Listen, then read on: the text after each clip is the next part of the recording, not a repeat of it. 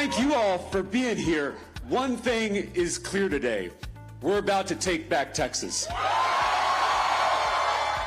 Texas State Representative James Talarico celebrated his victory in the state's Democratic Senate primary last week. He defeated Congresswoman Jasmine Crockett in a race that captured national attention. Now, he's looking forward to a general election where he will face the winner of a Republican runoff between incumbent Senator John Cornyn and State Attorney General Ken Paxton. James Talarico joins us here for his first interview since his victory. Welcome. Good morning. Thank you all for having me. So it seems as if we've been hearing about Texas turning blue for years. I'm old enough to remember a governor who still looms very large in the state of Texas, Ann Richards.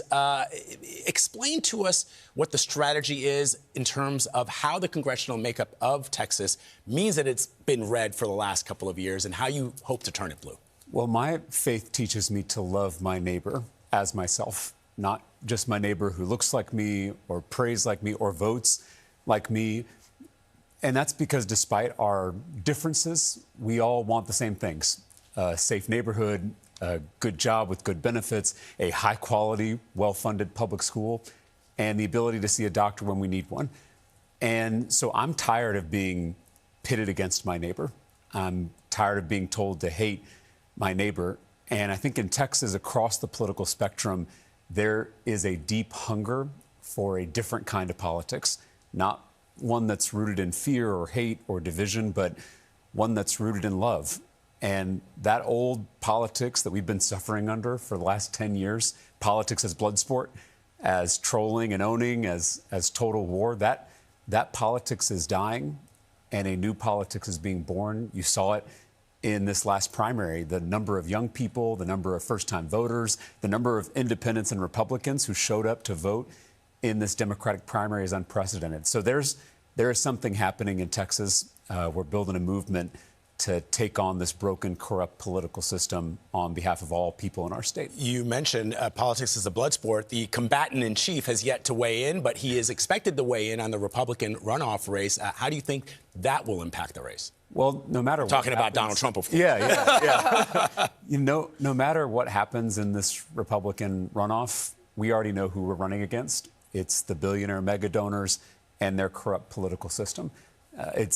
You're seeing it already. The billionaires who run the algorithms, who run the cable news networks, who run so much of the politics in our state and our country, they try to divide us. They divide us on an hourly basis by party, by race, by gender, by religion.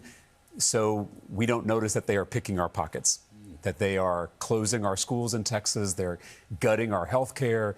They're raising taxes on working people while they cut taxes for themselves. So it's the oldest strategy in the world, divide and conquer. And what we're trying to do in Texas is bring working people together across all those divides so that we can take power away from those at the very top and bring it back into our communities. So, Representative, going into this race, it was really unclear who was going to win. What does your win signal, you think, about what Democrats in Texas, what voters want?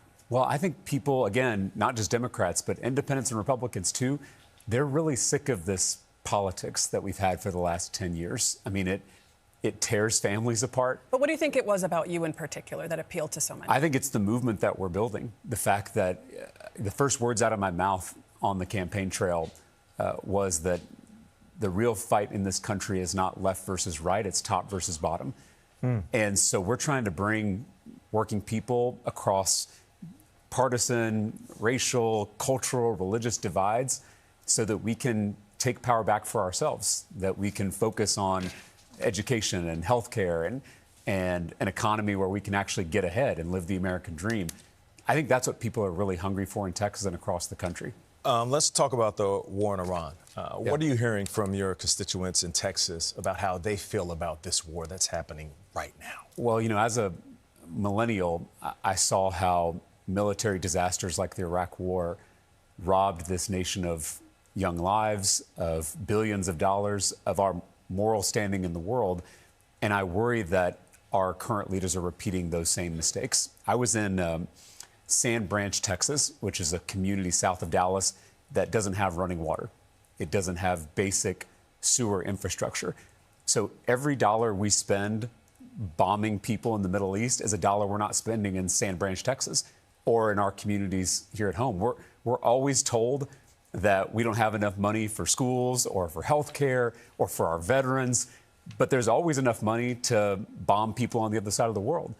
And so we can support the democracy movement in Iran. We can prevent Iran from getting a nuclear weapon, all without bombing innocent school children or sending our American troops off to die on the other side of the world. Representative, but are the leaders in your party, specifically Chuck Schumer and Hakeem Jeffries, bringing that message home to the Republicans, to the president? I don't know. All I know is what's happening in Texas, and people across the political spectrum are deeply worried about another forever war in the Middle East, and especially young people who are seeing not only gas prices rise, but they're seeing this affordability crisis that continues to go unaddressed by our leaders in Washington. And so I think a lot of us are mystified that we're starting another forever war instead of focusing on lowering costs for working people. All right, Representative James Talarico, thank you very much for joining us. Really great to have you. Appreciate it.